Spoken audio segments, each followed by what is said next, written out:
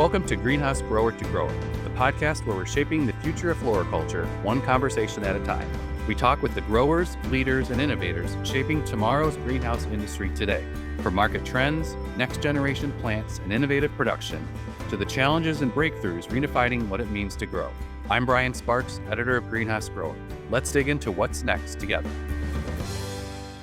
Lionel Walt was announced as the new president and CEO of AmericanHort in early June, and Cultivate was his first chance to officially introduce himself to the industry. With Cultivate behind him, he's now getting out into the field and talking to industry members. These travels included a recent trip to Greenhouse Grower's main offices in Willoughby, Ohio, where I took the opportunity to sit down with Lionel in person to talk about his past experience, his short and long-term goals for AmericanHort, and why he's anxious to continue bringing the industry together with one unified voice. Here's our conversation.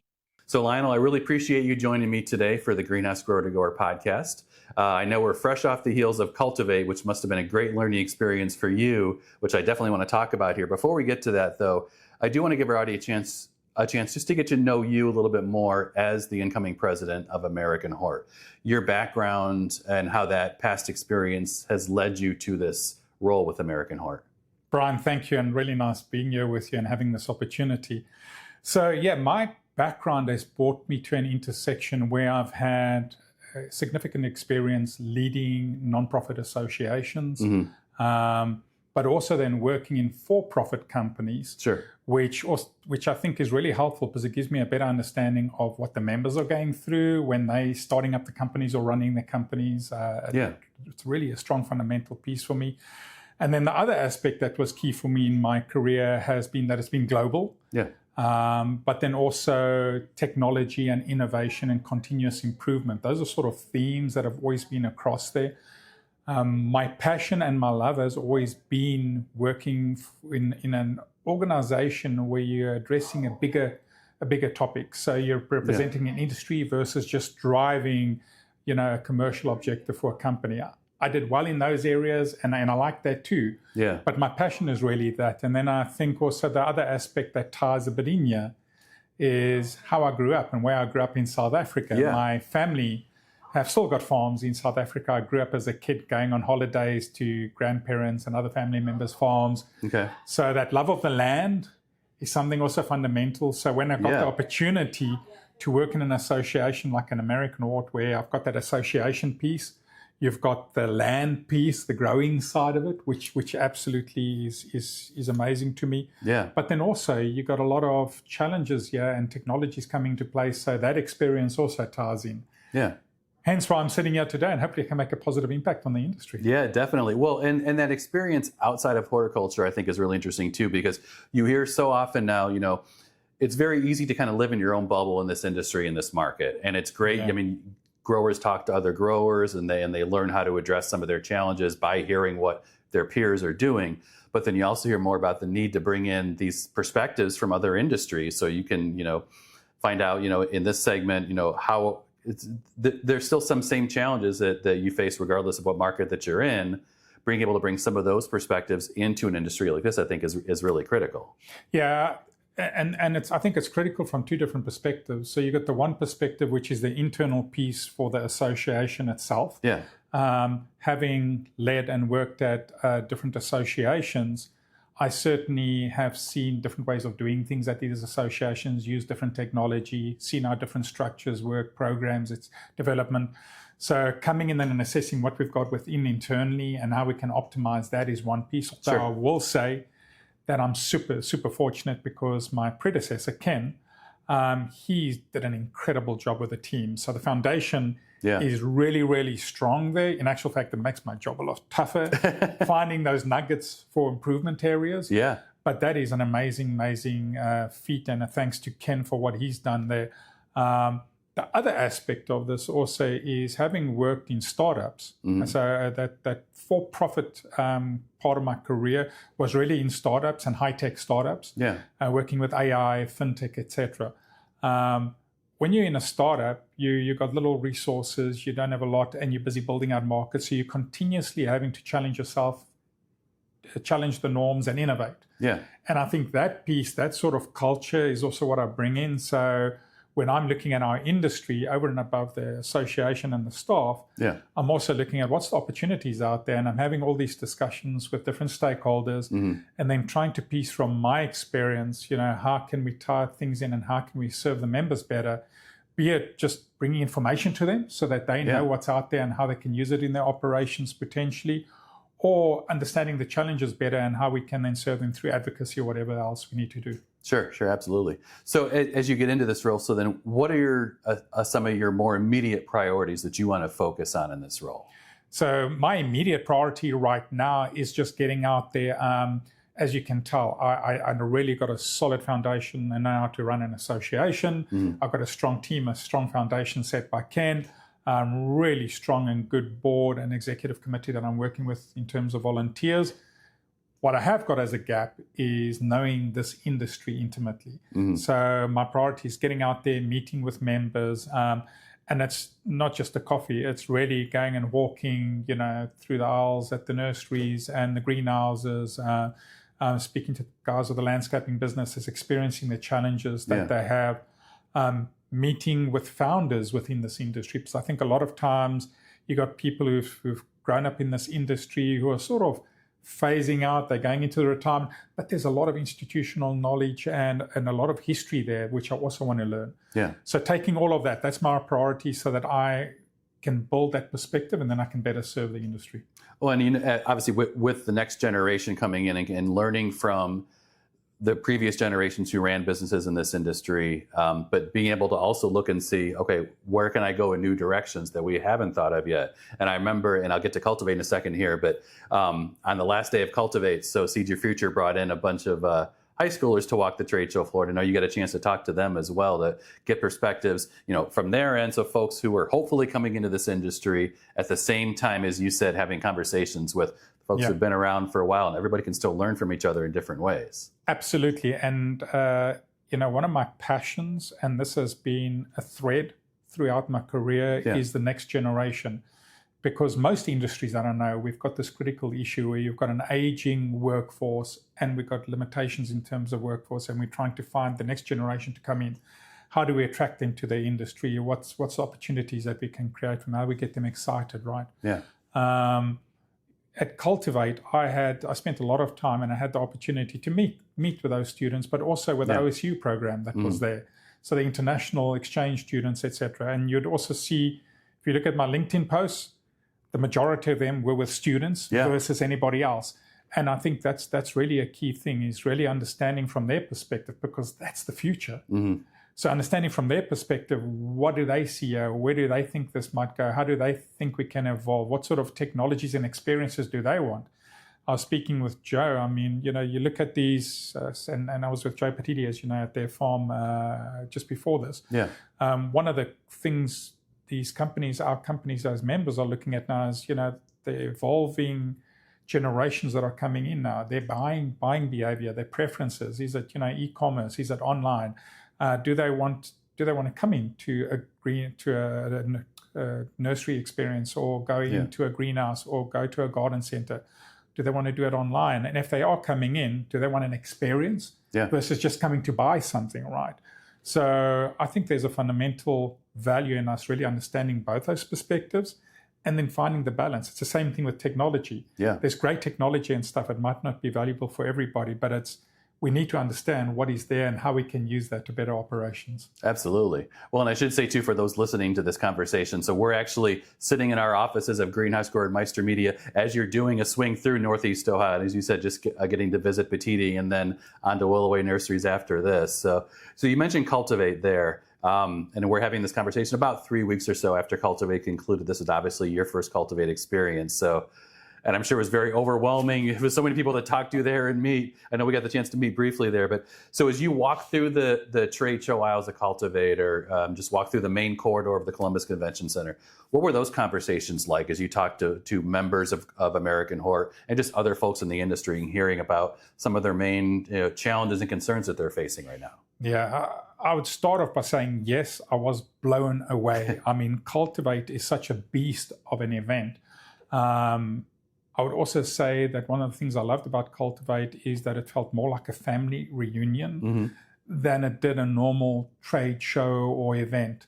The relationships are so deep between people, and that was very self-evident there. Also, the scale of Cultivate to me was impressive. I mean, what we're doing there is, we had almost 700 exhibitors there. We had over 10,000 people, over around 370,000 square feet of exhibition space. Yeah. So just incredible to see the whole industry come together from all aspects, be it the retailer side, the grower side, whatever it is, everybody coming together to understand what we can do better, what's the latest technologies, seeds that are being bred, all those sort of things. Yeah. When speaking to these people, the biggest challenge that still comes through is something that's not new for the audience here, is labor. Yeah. Labor is always coming up as the number one issue. And as AmericanHort, we're obviously working to see how we can help address that. The next thing that I heard a lot about was technology, and I saw a lot. There was a lot of companies there showing off technology, and people are really looking to see how can they embed technology and what aspects of technology, be it AI, be it automation within their operations. Yeah. And I think part of the conversations that drive that was also the whole thing about, the changing landscape in terms of input costs. Yeah. There's a lot of pressure on companies and businesses right now, be it trade, tariffs. You never know what's coming or what's going to change.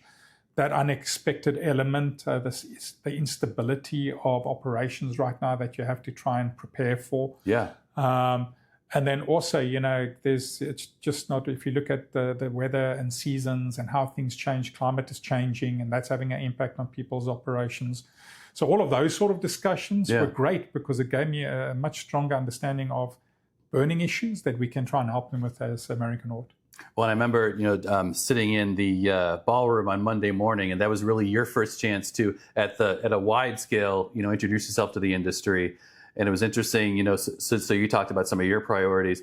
Then you were followed by Matt Micah on the AmericanHort team and Charlie Hall going through some of these challenges. And sometimes I don't envy the roles that they have right now because, there's so many moving pieces, and just the scale of how business operates now, you have to be able to think, 6 months down the line and a year ahead and 5 years down the road. And, the ability of somebody like Matt or Charlie Hall to be able to go through all of those challenges and really focus on how can we cover this, knowing that, next week the landscape might change from what we're looking at now. Yeah. So, that's got to be something that's of critical importance to you right now. It is, and we also have to be careful because we cannot chase every shiny ball, and we have to pick the battles where we can be most impactful for the members and the industry. Yeah.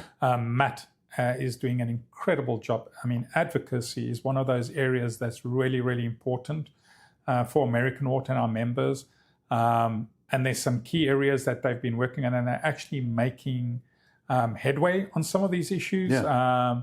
And we're very hopeful that we're going to have a really positive impact this year with the Farm Bill, with some of the provisions that are going to be in there that we've been fighting for a long time. Sure. We've got a window that's busy closing to get it done, but Matt and the team are working hard to do that with the volunteers. And we're having members flying up into Washington, D.C., going and meeting with representatives and senators, helping them to understand the impact of the decisions they're making and what's needed for the industry. Yeah. You're looking at the Securing